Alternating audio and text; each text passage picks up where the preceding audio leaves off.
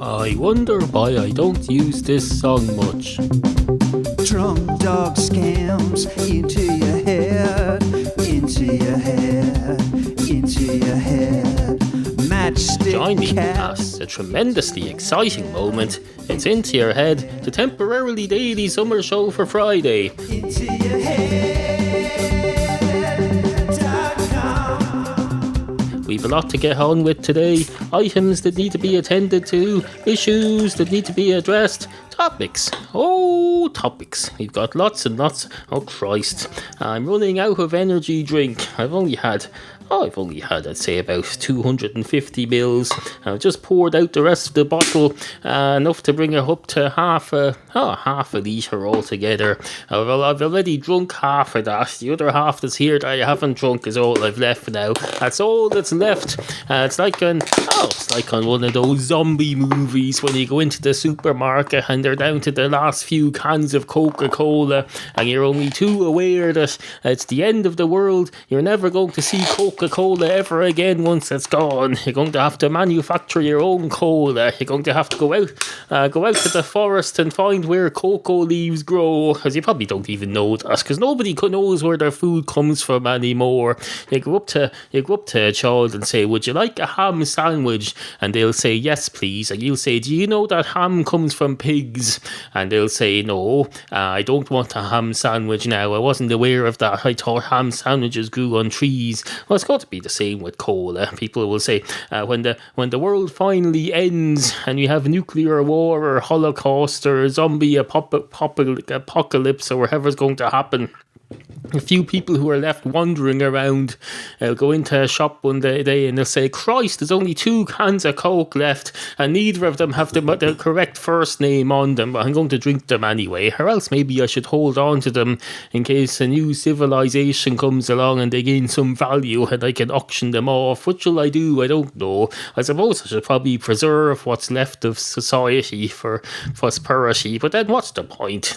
The sun is going to explode a few billion years from now and it's all going to be gone anyway, and also I'm thirsty, so they'll probably say I'll just have a sip. I'll just have a little sip and then I'll preserve the rest, or I'll just have 1 can and I'll keep the other can aside. I'll put it in. I'll see if I can fossilise it. Maybe that'll help in some way, because then even if the sun does explode, the fossilised can will be in the ground somewhere, and one day the earth will, bits of the earth will be flying around in other galaxies and they'll end up somewhere and they'll say, oh look, there's a bit of rock from another part of the universe, let's have a look at it. And they'll find a fossilised Coke can and they'll unfossilise it and then they'll open it up and they'll say, Christ, that tastes good. I wonder, do they have that special kind of sugar, what's it called, that other kind of sugar that they used to use in Mexico or somewhere, they must be putting that in it. And then one of the other aliens will go, what's Mexico? And the other alien will go, I don't know, what's Mexico yourself? And the other alien will go, that doesn't even mean anything. And the other alien will go, exactly, so when you say what's Mexico, that doesn't mean anything either, even though admittedly it's an attempt to find some meaning by asking a question. You should never knock someone for asking a question. There's never a bad question or a wrong question. Always ask questions. That's what I say always ask. In fact, I should pose that as a question. I should say, can you see any reason not to ask questions ever? Of course, the only problem with that is that you might say, yes, I can see reasons not to ask questions, in which case my point is lost. So no, I should just stick with the statement and say, always ask questions.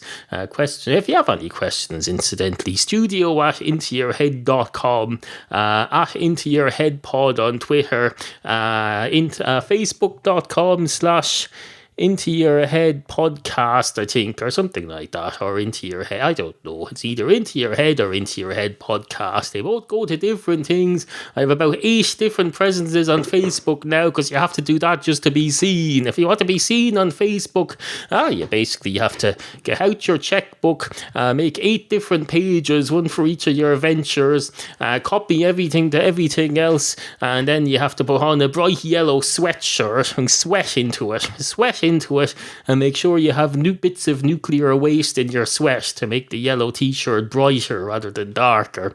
That's what you have to do on Facebook now. Alternatively, you could just start a podcast that no one listens to. I might do that someday when I get bored with this.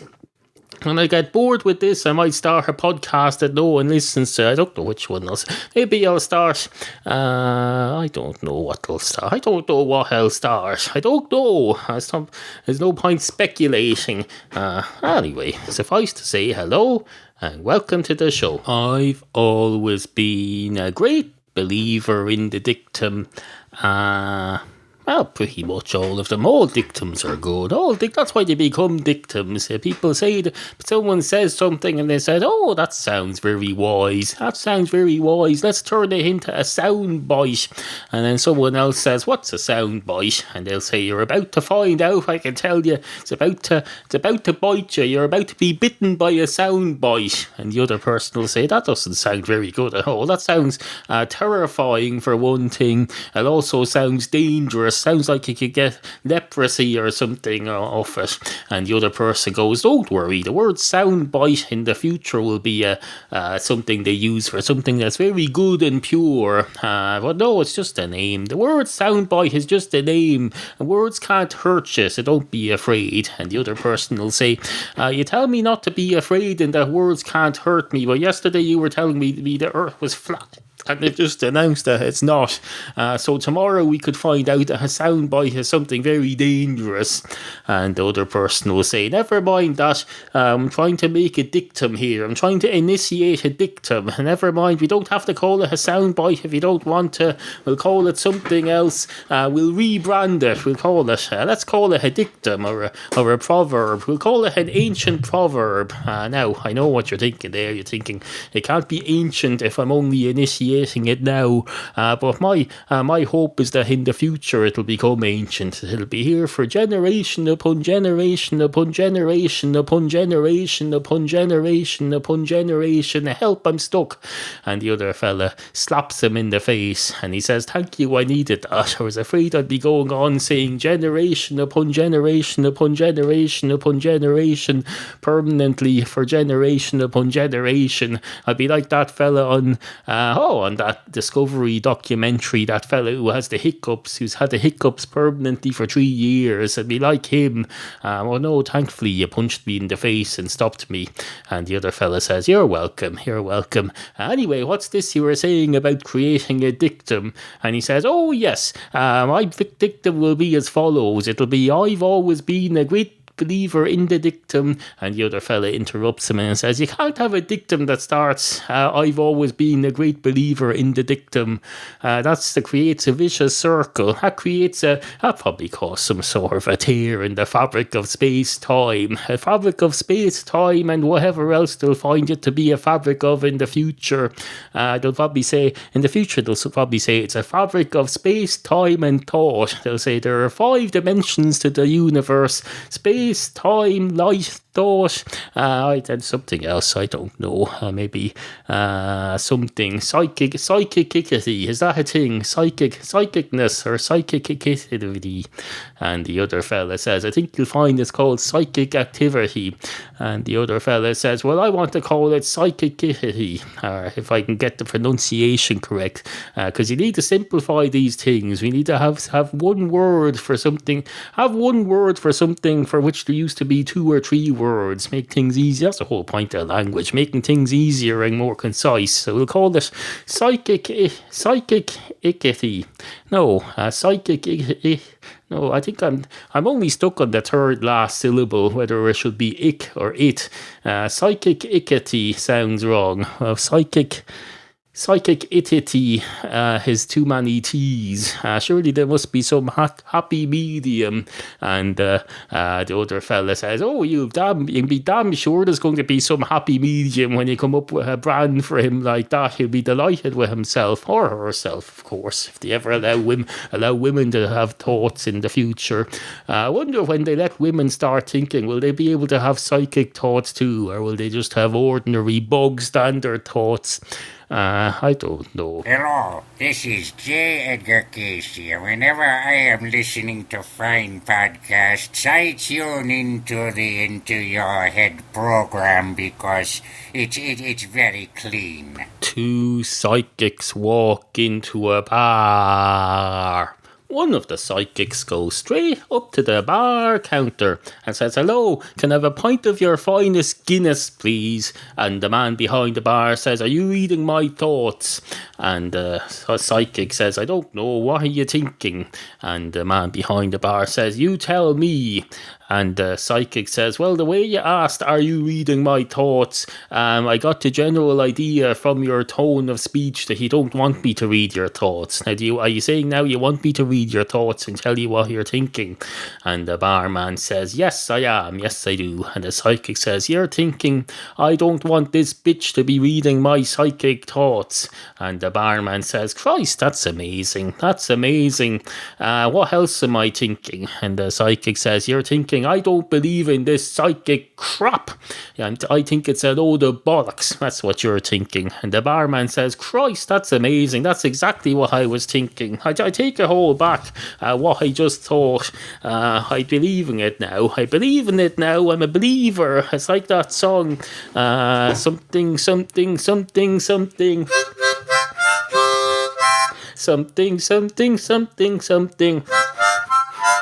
And then I saw your face, and I'm a believer, and I couldn't something if I tried. And the psychic says, "Is that the monkeys?" And the barman says, I think so. Although you're not allowed to call them that anymore in this political correct era. You're not allowed to refer to white people jumping around the stage with guitars and doing an anarchic sitcom as monkeys. You have to just call them people now." And the psychic says, oh well, I suppose it's progress, I suppose." And the barman says, I suppose it is, but I'd rather not just rely on supposition. I'd rather have some written evidence and proof that this sort of so-called progress was doing us some good. Maybe I should read more. Maybe that's the problem. Maybe the proof is available and I just haven't made myself aware of it. Admittedly, I never read the news. I never read a scientific journal of any kind. What do I read? I read The Onion. That's about it. Although not so much now that they've clamped down on their free content. You go to The Onion now for 5 seconds and then they say, "Oh, I'm sorry, you've reached our limit for international readers. Did you know you can subscribe to our crap, actual real money?" This is probably a spoof article, but we're implying that he actually give us money to read this crap that he just read to get by for a couple of minutes on the toilet while you're waiting for a podcast to download. And the psychic says, "I can't help feeling you're a little bit cynical about the world." And the man behind the bar says, "No, just about The Onion. I'm cynical about The Onion. I have a problem with it." And the psychic says, "Well, that's fair enough, I suppose. I suppose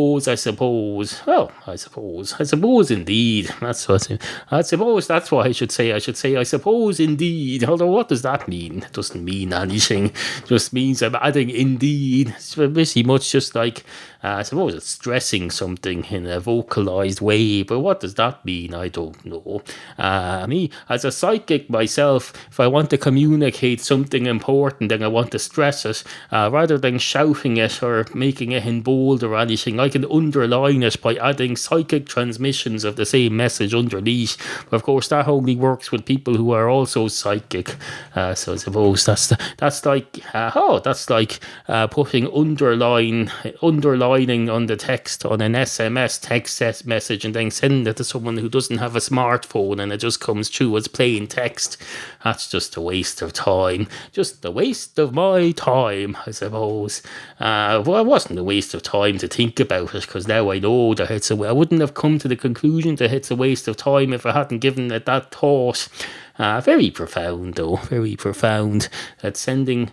Oh, no, or is it? Maybe it isn't. It's profound to me. Shouldn't have been, because I should be an expert on psychicity. Although, should I? Just because I'm a psychic doesn't mean I'm an expert on psychicity. You have a brain. That doesn't make you a brain surgeon. It just means you know how to use your brain. You've got a brain, and you know how to... Isn't that a song, too? She's got brains and knows how to use them. It's easy top, isn't it? Except they say legs instead of brains. They say, maybe brains just didn't scan. And they said, we'll try it with brains. They said, she's got brains and she knows how to use them.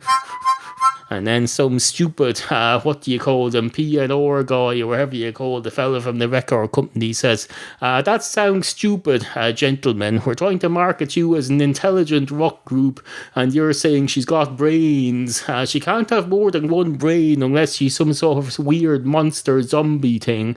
And this isn't a soundtrack for a weird monster zombie thing. This is a bog standard rock and roll song. And ZZ Top says, fair enough. What if one of us grows a beard and the other one grows a beard and one of us doesn't? And the man from the record company says, that would be the Bee Gees. That's been done. Although, I suppose they're not going to be around forever. And ZZ Top says, indeed. So maybe we'll revisit that idea later. And the P&R, is that what it's called? Something like that. P&R man, P&G guide or something. A&R man, that's what it is. The A&R man, that's what they used to call the fella from the record company. They called him something else when he wasn't there, but I don't know what it is because I wasn't there either. Anyway, good morning. Sit, Muddy, sit. Good cat.